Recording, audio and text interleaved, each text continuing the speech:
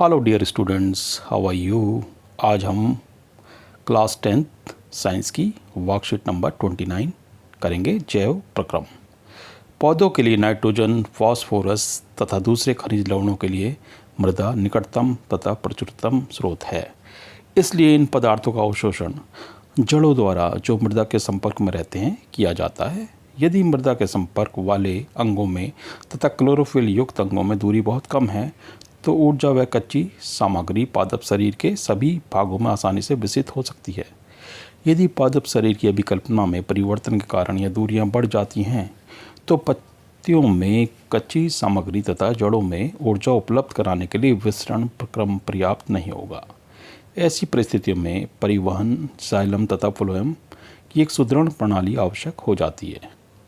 पादप प्रचलन नहीं करते और पादप शरीर का एक बड़ा अनुपात अनेक ऊतकों में मृतक कोशिकाओं का होता है।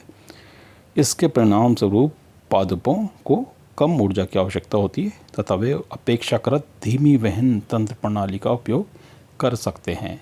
यदि पौधा छोटा होगा तो विसरण द्वारा ही जल तथा भोजन का संवहन हो सकता है, लेकिन पौधे तो कहीं कहीं 100 फीट ऊंचे होते हैं, इसलिए ये विसरण पर्याप्त नहीं है। तो इसके लिए इसमें जाइलम तथा फ्लोएम होता है। ये चित्र आप देख सकते हैं। इसमें जल जड़ों द्वारा लिया जा रहा है और तने तथा पत्तियों द्वारा होता हुआ वाष्पोत्सर्जित हो रहा है, यानी वाष्प के रूप में वह निकल रहा है। वाष्पोत्सर्जन पौधों के वायवीय भागों द्वारा वाष्प के रूप में जल की हानि की प्रक्रिया है। यह प्रक्रिया पादपों की निम्न रूपों में सहायता करती है।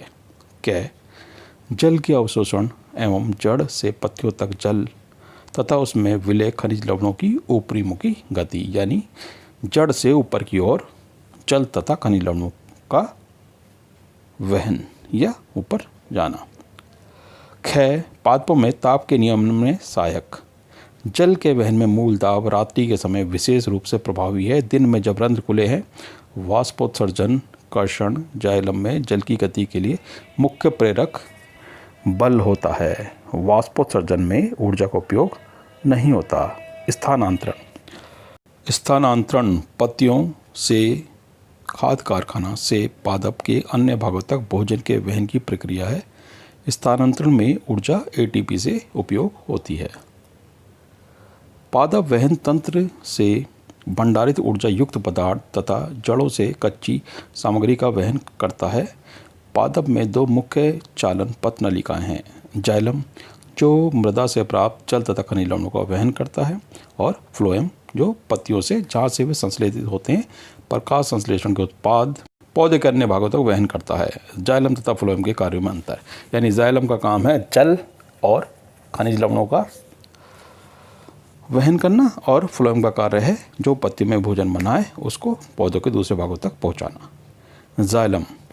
जाइलम पादपों में जल और खनिज लवणों का वहन करता है। फ्लोएम पत्तियों से पादपों के अन्य भागों में भोजन का वहन करता है। जाइलम में हमेशा ऊपरी मुखी गति होती है मृदा से पत्तियों तक। फ्लोएम में गति ऊपरी मुखी या अधोमुखी हो सकती है, यानी पत्तियों से अन्य भागों तक। वाष्पोत्सर्जन पत्तियों से जल के अणु का वाष्पन एक चूषण उत्पन्न करता है जो जल को जड़ों में उपस्थित जाइलम कोशिकाओं द्वारा खींचता है। गति पादप की आवश्यकता पर निर्भर करती है और ऊर्जा के उपयोग से होती है। आओ अब हम कुछ प्रश्नों को देख लेते हैं। उच्च संगठित पादप में वहन तंत्र के घटक क्या हैं? जाइलम तथा फ्लोएम। प्रश्न 2, पादप में जल और खनिज लवण का वहन कैसे होता है? जाइलम जल तथा खनिज लवणों को जड़ों से पौधों के ऊपरी भागों तक भेजता है। वाष्पोत्सर्जन एक चूषण उत्पन्न करता है जो जल को जड़ों में उपस्थित जाइलम कोशिकाओं द्वारा ऊपर की ओर खींचता है। प्रश्न 3, पादप में भोजन का स्थानांतरण कैसे होता है? पादप में भोजन का स्थानांतरण फ्लोएम करता है। यह पत्तियों से भोजन लेकर पौधों के अन्य भागों तक पहुंचाता है।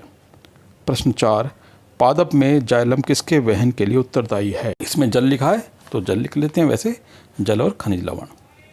प्रश्न 5, जाइलम तथा फ्लोएम में पदार्थों के वहन में क्या अंतर है? जाइलम पादपों में जल तथा खनिज लवणों का वहन करता है। इसमें हमेशा ऊपरी मुखी गति होती है मृदा से पत्तियों तक। इसमें वहन वाष्पोत्सर्जन द्वारा उत्पन्न चूषण से होता है। फ्लोएम पत्तियों से पादपों के अन्य भागों में भोजन का वहन करता है। फ्लोएम में गति ऊपरी मुखी या अधोमुखी हो सकती है। फ्लोएम द्वारा वहन में ऊर्जा का उपयोग होता है और जाइलम में नहीं होता।